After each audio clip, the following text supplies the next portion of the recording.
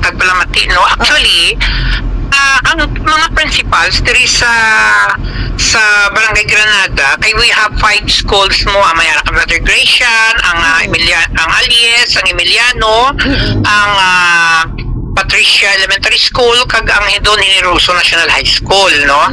So maglima sila, kag ang amon binga tanod is only 20, no? Pulo ang gina-assign sa subong adlaw, ang aga pulo man ang panggaki, so gina-rotation na to ina sila.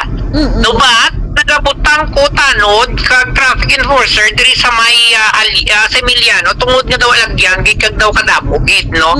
Ang isa tama mas ka ginabaton kag mas ka produktibo kag positibo nga ulag ni DILG Secretary Remulla, considering ang mga eskwelahan daw may ara sila bala palisiya nga ang mga tanods kag mga pulis do hindi makasulod sa premises ng school.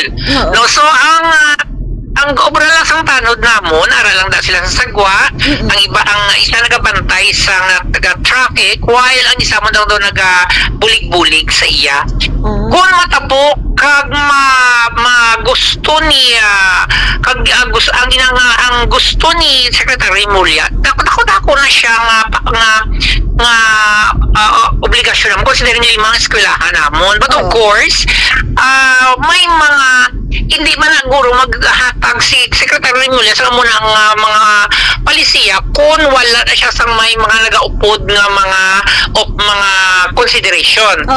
No, so kung magsilit kung kami sa amon lima di ang amon eskwelahan kag kinahanglan din nga may tanod, then obliged kami nga magdugang barangay tanod. And of course kung magdugang ka barangay tanod, kinahanglan mo man magdugang budget, right? So I think isa na siya sa mga dapat natuntunan kasi kung if ever manggid, then wala kami problema mag-hire sa additional nga tanod kung para lang sa mga amuna nga obligasyon considering nga may mandato coming from the DILG, then we have no choice but to oblige. So ako positibo na kahit ang tanod visibility sa mga schools do dako siya nga bulig kag maayo gid siya nga plano kung if ever madayon ina siya.